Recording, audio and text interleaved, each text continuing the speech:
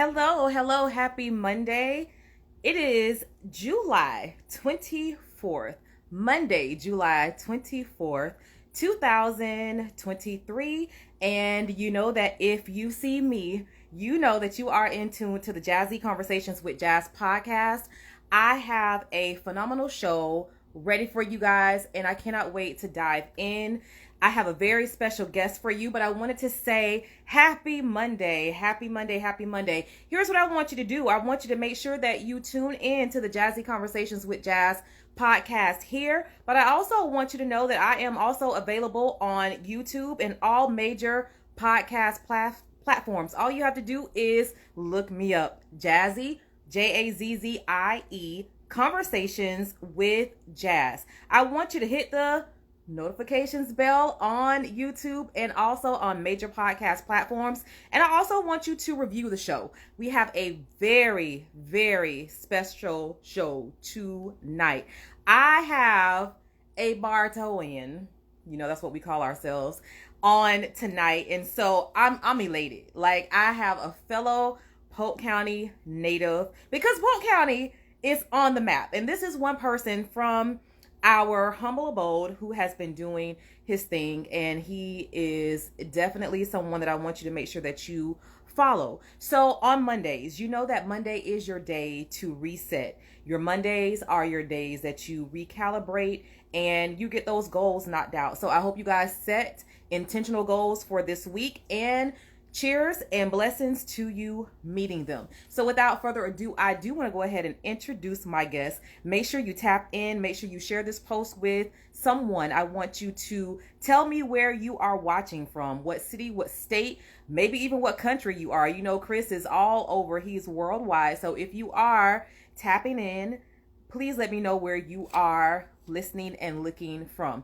So my special guest for episode 89 of the Jazzy Conversations with Jazz podcast is none other than Chris Perry. I wish I had like some effects, like the hand claps and all of that good stuff, but you're going to hear it later on YouTube. And so Chris was born in Baltimore, Maryland, so that DMV area, but he was raised in Florida, right? And so in high school, Perry was one of the top 100 basketball players in the country, all right? Not just in the state of Florida, but in the country. And so that is a huge deal. Now, Perry was also invited. He received the opportunity to play for the organization Each One Teach One, which was Amari Stoudemire's team. And from there, this put him on the map to different colleges and universities. And he had his pick of which college, which university he wanted to attend. And he decided on Lincoln Memorial University, which is where he got his degree from. So his professional basketball career has taken him all over the globe, including some of the following countries. He's played in France, in France, in Slovakia. He's been in Chile. He's been in Ecuador, and he's also been in Mexico, and not to mention France. All right.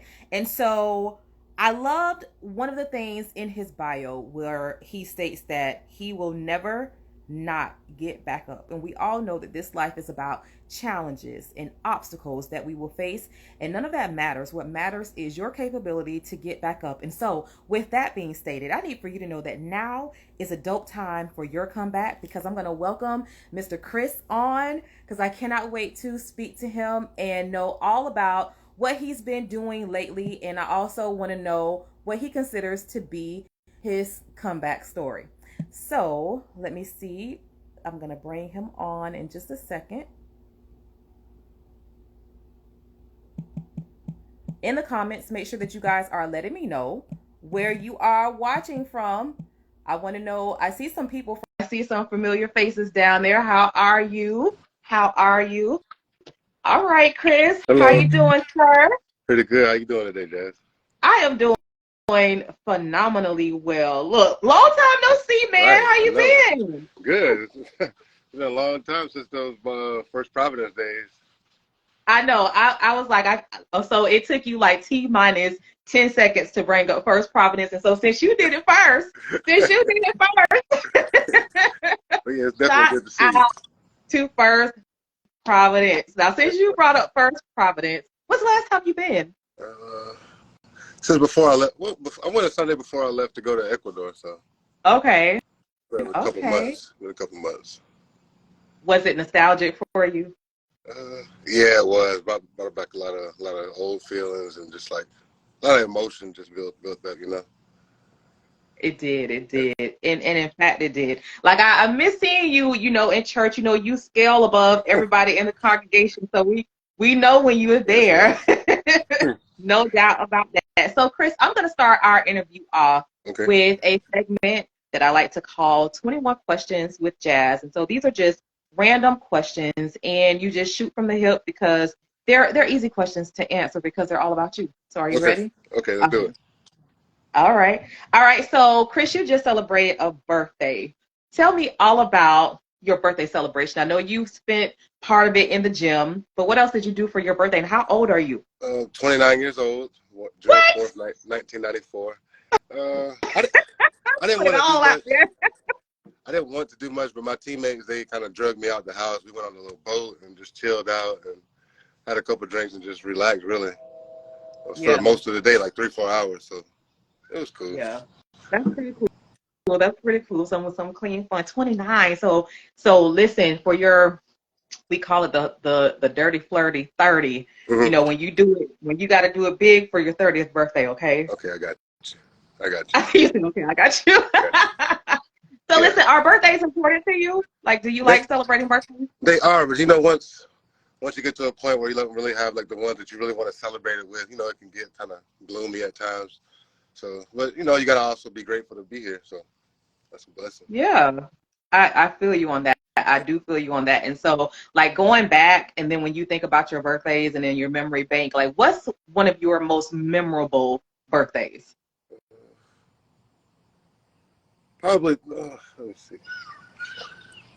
I don't even really have one, honestly. I don't even think I have one. No? No. So typically people like they look at like their 16th birthday or their 21st birthday. Do any of those like I, ring a bell? Like, I yeah, haven't gone out and like had like some wild like birthday party. Like it's always just like a family gathering, or yeah. like once I go like all out and really celebrate, I'll be able to compare. But for right now, it's just been this is the most extreme one. Going out on a boat like with some random people and a couple teammates, like that was kind of cool in a different country. So we'll see what I do next year. Right. We'll compare it. So where are you right now? Tell me where you are. I'm right here on the west side where I played baseball first. So Whoa. right here on the west side at the Civic Center. Wow. So you're in Florida right now? Yeah, I just got back like 2 days ago. I was gonna Yes, say ma'am. because I just saw a post where you were like, Florida, I miss you, and so now you're here. Yes, ma'am. I That's just finished the season. what's up. Well, I cut the season kind of short because I'm going to be playing in Mexico. So Yeah. I came home for a week just to, recoup and relax a little bit. What's the first thing you wanted to do, like when you came back? Because you in Polk County. Uh, What's the first thing you wanted to do? First thing I wanted to do, I ain't gonna lie, I'm fat. I thought about Zaxby, so I don't know why I thought about Zaxby. But really just the food, because I got tired of eating rice and beans, rice and this. Like Ecuador, they're going to rice you to death. So Right. I just got back in my, I got back to the soul food, the real food. I'm trying to tell you because I was gonna say if you don't say that you wanted something from your Uncle Kurt, I was gonna come and say something to you because man, Yeah. when I saw him, I saw your uncle like maybe 2 months ago, and I was like I need some special pie. Like For I real. need you to go ahead and cook that special pie, please. That pie gonna do it. Yes, sir. Yeah. You got a couple of events coming up next week. Well, on like the 27th and 28th, so I'm gonna help him out with that. It's been a while, so. That's amazing. I love that. I absolutely love that. So like while you're here, what are some things that you want to do? I really just want to make sure I get like my reps in, go to the gym, and I also have a lot of people to see. So in the morning times, I usually just try to get my miles out of the way, do some basketball stuff, and try to make my rounds seeing people.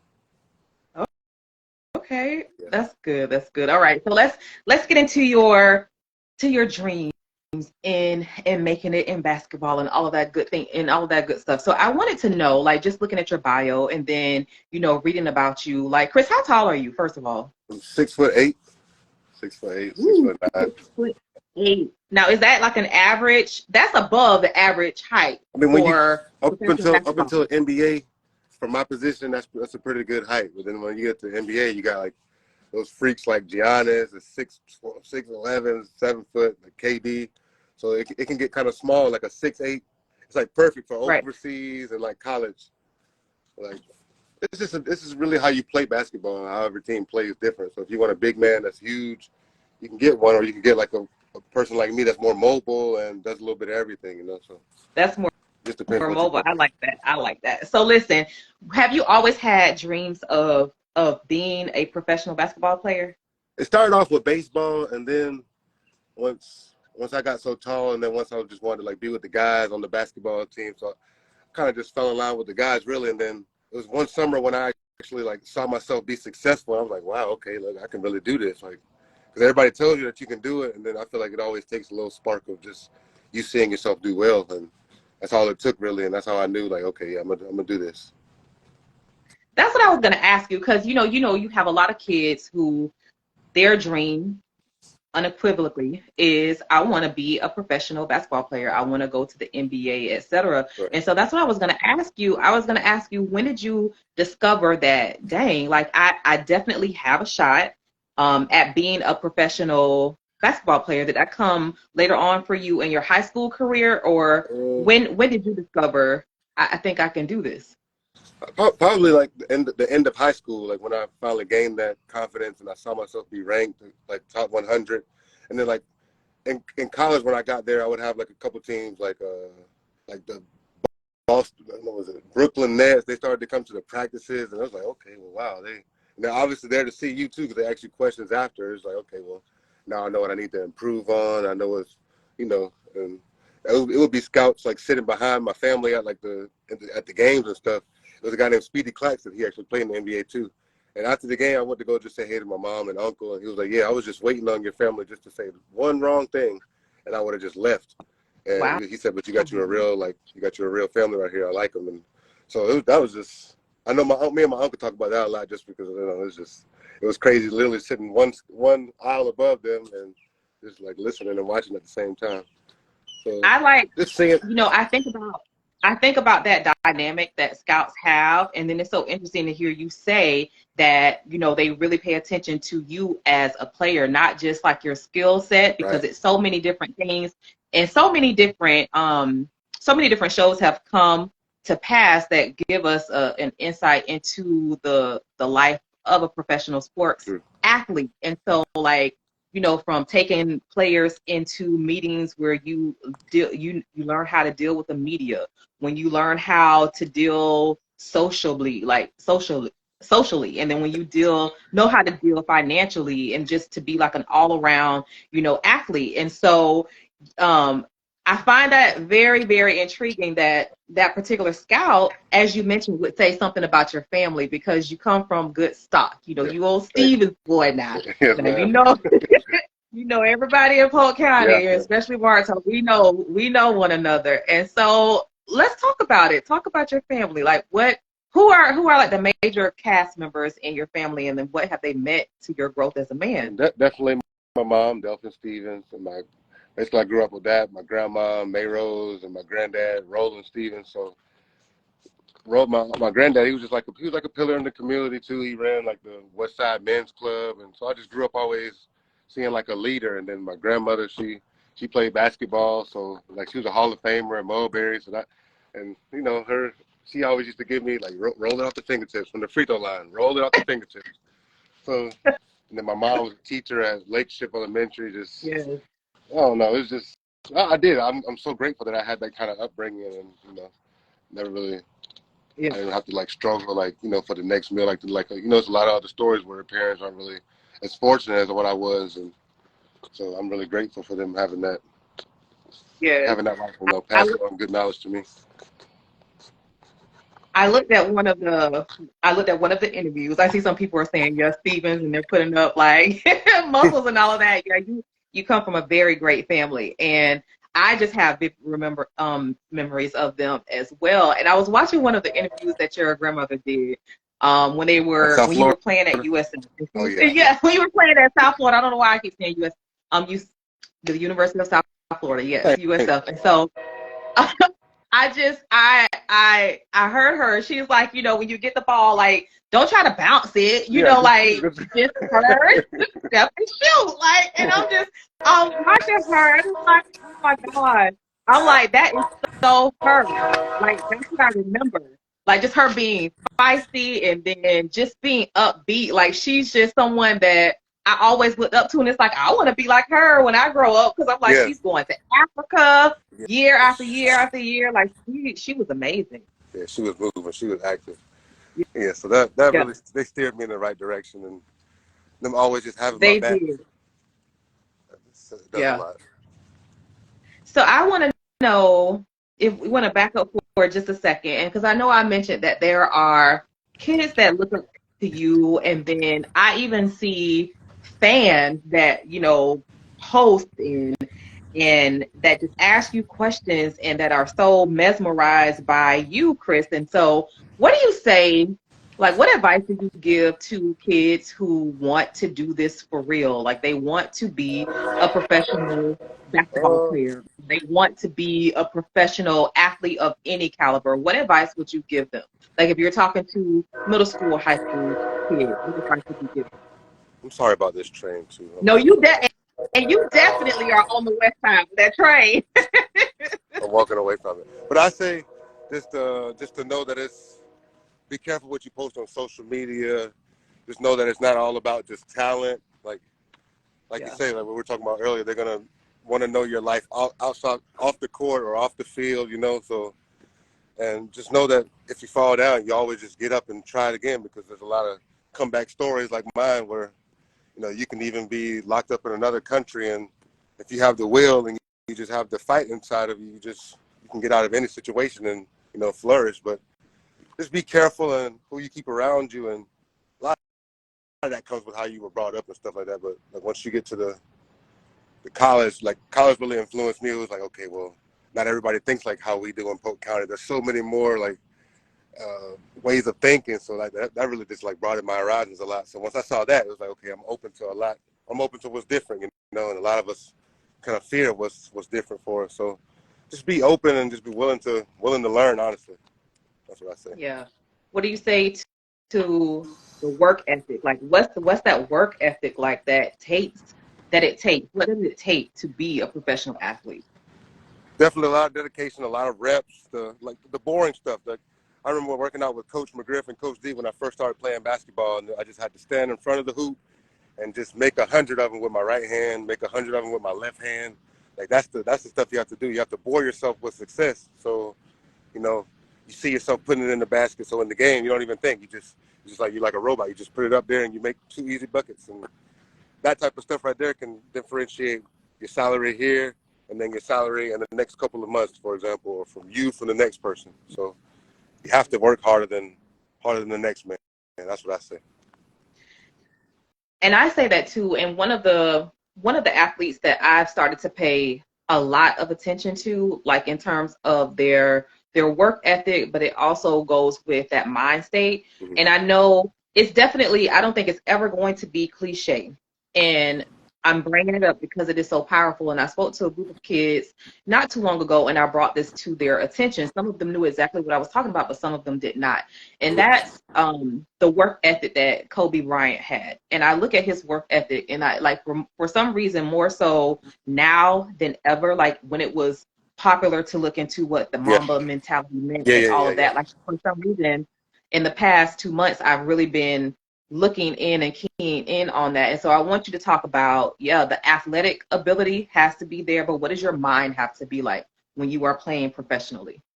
You have to first you have to get a lot of rest, so you can't just be out all night just like partying. Like now, I feel like I program myself like an old man. I get my work in early. I try to stay a little bit longer than everybody, and then you got to take care of your body now. Now you can't just want to get home and eat and go to sleep. You got to get in the ice. You got to prepare yourself for games and stuff like that. Like I study whoever I'm about to play against at least a week before I play him, so I can see his tendencies and what he likes and what he doesn't like. So it's a lot of preparation goes into the game, a lot more than what a lot of people see. So just got to be a student of the game. Once you fall in love with something, I feel like all that stuff should come naturally. Yeah. Is there anyone But Kobe was a that different one. what did you say? Kobe's mentality, you're not gonna really find too many people with Right. that's tough. That's very true. That's very true. But like, has there ever been any type of opponent or team where you went in and you were fearful? Like, dare I say that you were afraid? Like, is there any team that kind of gave you a little bit of intimidation? And then Oh how did yeah, you overcome? that's always gonna happen because you're gonna look at the other team, and most of the time you look and you're the best one. So, or no, you're the better team. So it's like, okay, well, I'm comfortable with my team. But then there's also some games where you're like, oh, okay, that's such and such. So you're looking at them, sizing them. But for me, I try to just look at, okay, their strength is this obviously. So what can I do different tonight that can like kind of throw him off? Because I'm not too far behind him even if he is better than me. So okay, it's just about to be a war basically. Yeah. Just be ready to go to war. Talk to me about the business side of it, because I see, sports in a whole nother light now. Like we took some kids to go to a professional team, and then there were so many people behind the scenes with the makings of the team. But there's also a business mentality that you have to have as a player, because of course you have equity, and of course you definitely are considered the talent, but the product. So Exactly. what type of mentality do you have to have on a business level? Oh, well, we got to keep on. This is still like kind of like technically my first season, but it's like for as far as what I can tell so far, like my agent, he works out most of like the business parts of the contract. So like now I'm like maybe like 5-6 months in. So now I try to like focus on, okay, well, I'm good at getting double doubles. So I'm going to make sure I go out of my way to make sure that a double double bonus is applied to, to every contract that I try to sign, or triple double or whatever I'm good at. So far I've learned to just like basically just work with what you're good at. So target double doubles or target block shots and try to get yourself bonuses in that field. But other than that, the agent really does a lot of the basically in this field. When playing overseas, you get your salary, you know what they expect from you, which is to be professional, show up to all the kids events and stuff like that. But either take a guaranteed contract where you have a lot of money and less like double double bonuses, or usually get like a smaller salary and with a bigger chance of getting like the bonuses and stuff like that. So I'm new to it. Yeah. I'm starting. I love it already. Like I want to like be on both sides. Like I want to have everything. Right. I feel you on that. Look, I want to go ahead and give a shout out in my show to someone that both of us adore. Your cousin Stefan is watching. Oh, that's the OG right Steph there. is on. What up, Steph? Polk County finest. Yeah, man. I love. That's my cousin, man. Yeah, yeah. He loves himself some YouTube. I can tell by the responses of when I was advertising for this show. And so I just it's a privilege to be able to interview you. You were someone that, we were looking at, and it's like, wow, his basketball career is taking off, and like, wow, this is actually someone from our neck of the woods in Florida, in Central Florida, who is about to make it, who's about to go abroad, like watching you play college basketball, and then knowing that you were able to go overseas to play basketball. But then there were, some obstacles that you Yeah. faced. And so I want you to talk about, you talked about, there's in life, you're going to have to be able to make comebacks in life. And with the right mindset and, prayer, great family, all of that good stuff, that's how you overcome. So, Chris, talk to me about what you consider to be your comeback story. Well, 2017. That's when I wanted to go play like my first like professional full season, and I was 23. I'm feeling myself. So basically I'm in like every zone. But before you really, in college you kind of find your niche and everything. But it's like I'm feeling myself. Boom. I want to be here, here, here. Because I was kind of like the youngest person on the team over there. So once I learned like, oh, we're gonna go to this club, this club, this club. This is before I started thinking like a pro, really. Like instead of being Yeah. in bed now, like then I'm ready to go to the club or whatever. So just go have fun. So basically, I just being everywhere I didn't need to be, and like befriending all the people that I probably shouldn't have, and got myself in like a sticky situation because the person actually started extort me for like not even just like a certain type of friendship, I guess. Like I wanted to like part ways or whatever because the team started to notice it and they brought it to me like, hey, you need to get more serious with the gym. Now you hurt or whatever, but you ain't hurt when it's time to like go out to the club or stuff like that. So okay, here I am trying to get myself together. Like, okay, well, I got to stop messing with this. So, and ended up me being on the other side of like, she wanted to keep going. I'm like, no, okay, well, I need to cut it off because, I'm having problems, stuff like that. So, where I ended up getting set up with her sister and like a friend, and they set it up to the point where it was just like, it was crazy. Like, I came back from a game or whatever. She was already on the stairs, and she like started an argument, and within like 5 minutes, the police were there, and that's how it all started like that. And luckily, my friend came over, and his name's David. Like, he stuck with me the whole time. Ended up translating everything for me, like what exactly was going on, because it kind of caught me off guard. I come back from an away game, and you're on my stairs wanting to talk, so I'm like, okay, well, here you go. You get like 5 minutes or whatever, but my friend's about to be here, so so that whole thing happened, and I lost everyone while I was gone. Like the laws and everything goes a little bit differently because basically whatever a woman says to the police, which isn't, I'm not saying this shouldn't be like this, but you got to understand that some females are out here lying too. So basically just lies on me, and Where it's were like you, three Chris? against one. What country were you in at this particular Slovakia, so it's time? like surrounded. It's like Romania, the Czech Republic. It's really like a third world country still. Like it was really bad.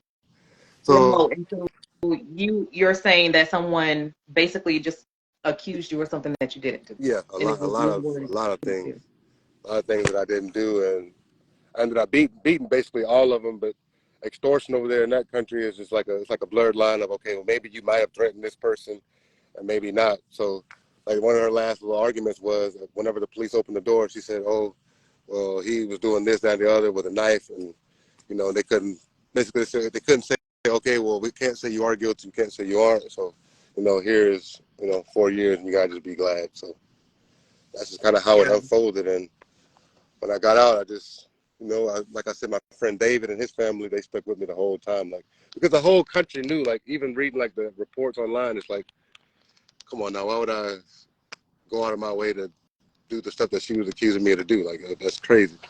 So I learned my lesson of just like find your lane, stay in it. You don't need to be everywhere. Like I was young and like I was feeling myself. So even though I was completely like I was innocent. I kind of got blackballed, honestly. Like, cause if I would say I did give her money or whatever, and she would have just kept asking for it, and eventually I would have said no anyway. So it's kind of like a weird situation. So it kind of made me better mentally. Like my mom, and my grandmom, and granddad passed away, but just like nothing can really like rattle me anymore, honestly. And that's like my reason for going so hard now. It's like I got 4 years I missed out on, and I plotted on it. I knew I was going to come back and do it. So when I think about that, and then just knowing about your situation, and not even knowing about your situation just from a fan standpoint, but as someone who has watched you, grow up, and you've never been in trouble. Like you've always been the perfect kid. You come from great stock, a great family with morals, with values, and you're talented. And so just hearing that you had to spend 4 years away from your family, but 4 years, incarcerated, like how, like, I know you had to be scared, and I know you had to feel alone. Like, what was that time like? I have one more thing. One of the crazier things is she says I did this, that, and the other, and then when I'm in the holding cell for, I guess they get 4 days for you in the holding cell. She went there on like the second day, within 24, 48 hours, and tried to recant like her whole statement. Like now all of a sudden nothing happened, and she felt bad. She crying and stuff like that.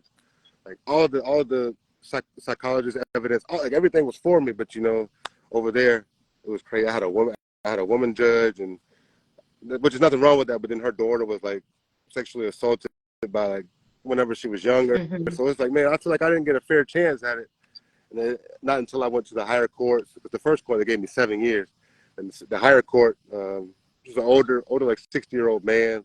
He had a whole different outlook on the whole situation. He was like, okay, well, this can't be true because why would she keep returning if this, that, and the other? And so it wasn't adding up at all. But like I thought I was gonna get all the way off, But then when they said, okay, well, we don't know what happened here, so we have to give you like the smallest amount of, like, because I was from like 4 to 10, so they said, okay, well, here's your slap on the wrist, I guess, 4 years. But it was scary though. The first couple of weeks, I honestly thought it was a joke. I was like, all right, man, it's not funny no more. Like, come get me. But then once time went on, I ended up learning the language and like learning everything there. And like I said, it got easy, but I kind of got adjusted to my surroundings. Like once I learned the language, it was good. Like, okay, I know I will be here for this amount of time. I only have. You just start thinking everything from a positive standpoint, even though it's not good, but you just, Yeah. What did you do? What was your like your daily routine? Like you're in there, you've never been in trouble. Like what describe for me what the whole setting was like, like, and I can imagine you're the only one there that looks like yeah, you, exactly. you Yeah. know. So So what was that like? one bad thing I hated about it, when I would go to my outside hours, sometimes you would get the guys that never seen a black guy before, and they would yell out the N word. So like that would piss me off some days. Like, hey, and I'm like, man, I'm just Hmm. about this.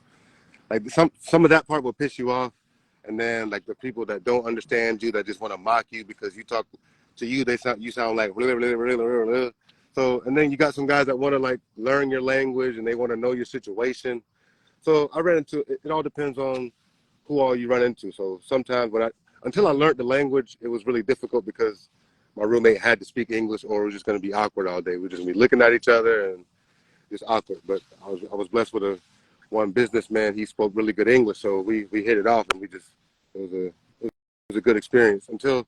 So I was in that detention center. That's like 4 people maximum in a room. I was there for like a year and a half, and then I moved to a different building the place where you're going to be now, and it's like 120 people to a whole building. And so here this is where I learned the Slovak language more, because I could just hop from room to room, and I had friends everywhere. So it was actually it was really it was crazy, because then I had a spell where I was playing cards here, playing poker here at night, and you're not supposed to play past certain hours, and you got them people doing raids and stuff like that. So it was actually kind of, I ain't gonna say fun, but it's like I experienced a lot of stuff that I didn't Yeah, think would be available. Like, I don't know, it's a whole nother lifestyle. It's got you. crazy. How did you one of the main things that I asked myself in my brain, just hearing, because we would get reports in church, Yeah. about your situation. Um, if family members were trying to visit you or going out of the country to be there for you. And one of the things that I just will never forget, just being at the homegoing service of your mom Mm-hmm. and being able to hear your voice over the phone. And I remember sitting there like praying and just really, I was just really sad in the moment. And I wondered, how is Chris gonna come out of this and not be bitter? Like how how is this gonna affect him? Yeah. What was your mental like? How did you sustain, a positive outlook and not come out being bitter? Oh, it took a long time. It took a long time, because when that happened, and then because she didn't tell me about my grandmother, so I kind of found out about my grandmother like after. I'm like, hey, how's Granny doing? She's like, oh, you didn't hear? She's gone too. So it's like found out all about. It was just all kind of just. I was bitter, and it took me a long time to get my relationship with God back right, because I was like, well, why me? Like, why? Like, I'm the one praying to you, like literally all during the day. Like, I'm super thankful for you. Then why this? Like, why me? I didn't do anything wrong. So Right.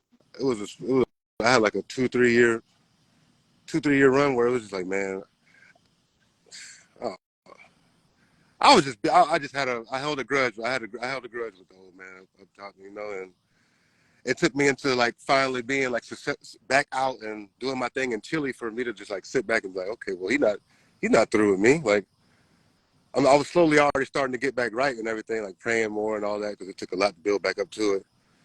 Cause I'm not gonna lie, I kind of felt like betrayed almost. And Yeah. so like midway through the whole Chile thing, I'm like, okay, well, yeah, I'm gonna dive all the way back in like how I was, because like he's not done, and I'm praying every day. Like, he's literally like getting me through every game healthy. That's all I pray for before games. I just want to be as successful as I can, but I just want to get out through the game. I just want to be healthy. God, give me another chance to play again. So, Yeah. but to this point, he's Yeah. delivered on every single prayer. So I'm just glad to be back. Glad he hasn't lost sight of the vision. It's his vision. I feel I'm just living it out through him. Absolutely. Absolutely. And so what piece of advice would you give, or not even advice? It has nothing to do with advice. What did you learn from that experience? Uh, it chilled. But now I'm basically just sit back and I'm just like really just examining everything before I get into it. Researching any little thing. If I want to be a part of it, okay, I need to know a lot about it. I'm not just going to go hang out with such and such just because you going or just. So now I'm just okay. I lost time and now I'm handling it right, everything right on the court, and I want everything to match. So off the court, I'm gonna be more disciplined. I'm not gonna be going out. There's no more time for that. First of all, I'm not 23 anymore, so I need to handle my body, Yeah. stretch, handle everything accordingly, So it matured me. Like I look at everything different now. You Get back. sound different. Like you talk different. Like that's what I see. Like I do see that maturity definitely hit. And so I wonder also, did it change the landscape of how you not even necessarily date people, because that had nothing to do with someone you were dating, but does it make you look at women differently? Uh, I'm not gonna put all the blame on her just because I was also eager to that's probably just one relationship shouldn't have been so eager to dive into. So it does definitely because I like a woman, but now like with substance, don't just be just like out here just winging it. I want you to have like a structure in your life. So yeah, it does change the way I pick my women. I'll say that, but not the way I look at women. I give every woman a fair chance. We all out here trying. I'm Yeah. not perfect, so. Yeah. I like that. And that's having some serious grace, because I think about that and I would just be like, okay, we're gonna go through a whole interview. Like I just think that I would probably be like, Right. y'all sorry, but you're gonna get this interrogations, what you're gonna Exactly. get. Yes, ma'am. Ain't that the truth? Yeah. And so like what's life like now? Like after that incident, I want to know, like, how supportive was your team? And then how did you get back into it? Because I know you said that you got your spark back when you played for Chile, but like once you get out of that situation where you're no longer, you know, confined, Yeah. like how do you get back in it? That Like was how do you go back to society, a society that's not even right. America? Yeah. Well, it was tough because everything was just Oh, I can't hear you. I don't know what happened. okay. You hear me now? Yes. Okay. Well, it was a little different because you got to learn how to transition. New iPhones, new way of maybe a new lingo, but oh, I ain't gonna say I was old, so I'm caught right back up. But Yes. as far as like the basketball, a lot of people that wanted to get me to play for them before, like they were like, oh, okay, well, where have you been? Oh, well, no, we don't have opportunities. So Yeah. for my first year being home, I played in a league over here in Tampa, which is like a lower level league that I thought I would never need to play in. But now, like I'm trying to, if I want to get back to where I know I need to be, you got to make it's not going to be just a rise up to the top just like that. So you got to bite the bullet. So I played in a little league over here in Tampa, and that's all. I just needed the film so I could send to everyone across seas and let them know, hey, I'm back and I'm in shape and I'm playing. And a lot of my friends, they said, okay, well, I'll get to my agent. I'll see if he can help you. Nobody agent helped out, but a guy from Avon Park, Reggie Baker, who I just played with in Ecuador, his agent got back with me instantly and just like, hey, I got a job in Chile if you want to go. I was like, definitely, I want to go. So, and from then on, that's your foot in the door. And if you don't take advantage, then you probably won't ever get a call again. So Mm-hmm. I went out there, and now I have the chip on my shoulder. Like I got my mom, my grandma, my granddad, everybody looking down on me. I was talking Yeah. to my cousin about this. I wish I would have had this spark in college, but you can't change the way life hadn't hit yet, or there hasn't been Absolutely. that testimony. So I'm grateful now. I got that fire under me. I'm learning everything on the fly as far as like marketing myself and having the clean cut all the time and what to do on social media, what not to do. So it's a grind. It's a grind. I'm loving it. And you're getting like the opportunity to see the Oh, world. And exactly. so talk to me about the world. Like what are some things that you've experienced that you're like, wow, like this is amazing. Like I'm glad I'm living life this way. Uh, just recently when we have basically a chef in the house, drivers, like we didn't have to worry about like anything. Like if we wanted to go somewhere, we hit our drivers up and basically like our own personal Uber. And I'm like, wow, like just like 2 years ago, I was waking up 4 in the morning, going like this, like living by their rules, having to go to sleep whenever they wanted, eat whenever they wanted, like. And now it's like I'm really back doing what I envisioned that I was going to be doing, and like through the grace of God, it's just I would have never thought like up like a full house we had, just me and the other two Americans, and just a gated community. So it's something to be just grateful for whenever because you kind of get like lost in it whenever you're doing it every day. Yeah. But like Yeah. I made sure to like just sit back and just like actually soak it all in. Hmm. Actually, Of all the places that you've been so far, what's been your favorite? probably that one because he's the guy. Reggie actually put me on, got me my first job, and then I actually got to play with him. So, and he Yeah. played on that team before, so he took me like on the boat, like for my birthday, all these different places that he already knew about. So that was the most special, right? Easily, definitely. Okay.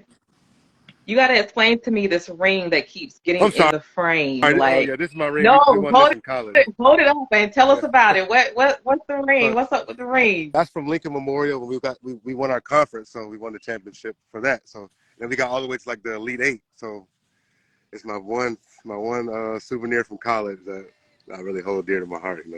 I love that. So, I yeah. love that. So listen, I want to know, like, before we get out of here, I Okay. want to know what are your aspirations? People talk about this 5-year plan, this 10-year plan. They talk about retirement and all this other stuff. But what's next for Chris? What do you have next? I really when I finish with the basketball, I just want to be set up to where I could just like help with the kids now, just help them with basketball or just being like what Coach D was to me and Coach McGriff. Like they taught me not only to be good on the court, but it also just like it follows you all the way through life. So how you handle situations, and I just want to be there to help guide. So Yeah. that's my thing. I want to be here have a center probably somewhere on the west side or the east side, and just have basketball camps, just spreading positivity some type of way. I like You that. know. I like that. Now listen, now I said that before we get out of here, but the one thing about it is you got some serious fans. You got some fans, sir.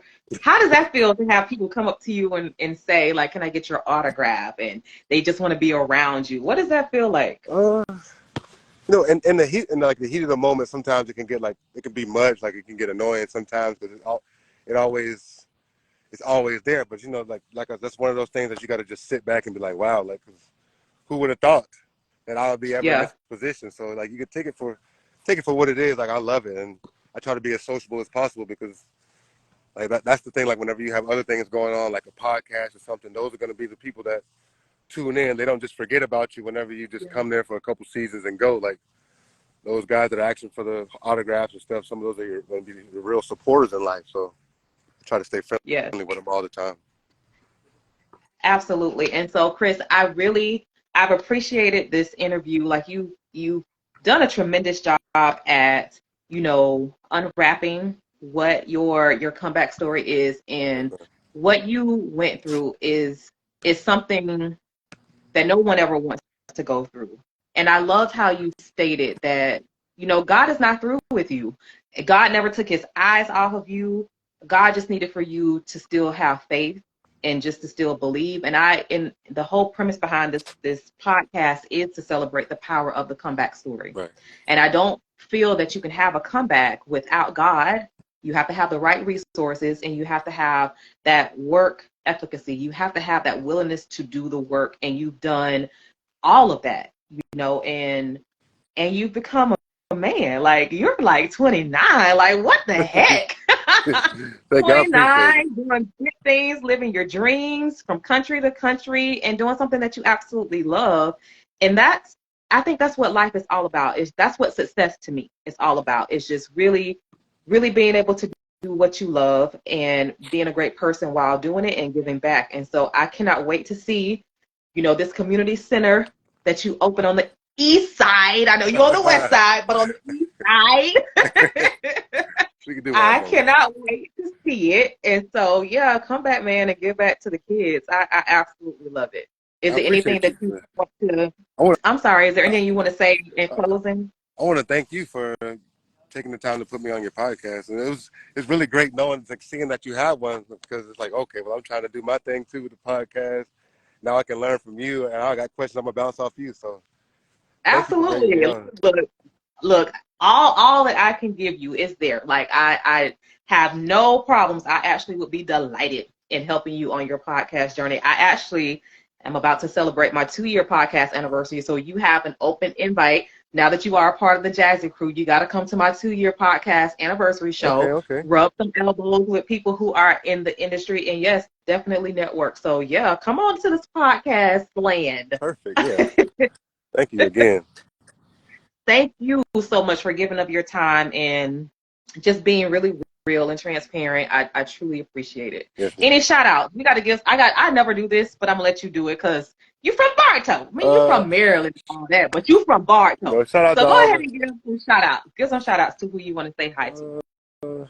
Thank God for the opportunity of being here and spreading the knowledge and everything like that. Shout out to the west and east side of Bartow, First Providence Missionary Baptist Church, and all the fans and supporters watching. And thank you to you again. You're very welcome. You're very welcome. Anytime you have an open invite, so you are always welcome, and you are now a part of the Jazzy crew. Okay. It was good seeing you. Good seeing you too, and everybody out there. This has been episode 89 of the Jazzy Conversations with Jazz podcast. You know that this podcast airs every Monday at 7 p.m. Eastern Standard Time right here on IG Live. But if you don't catch me on IG Live, I am also on YouTube and all major podcast platforms. So don't forget to subscribe. Don't forget to leave me a review. Leave me some comments. I want to know how you felt about the show. Make sure, y'all, that you know that you can partner with the Jazzy Conversations with Jazz podcast if you have a business, right? So all you have to do is email me at Jazzy, that's Jazzie, conversations with Jazz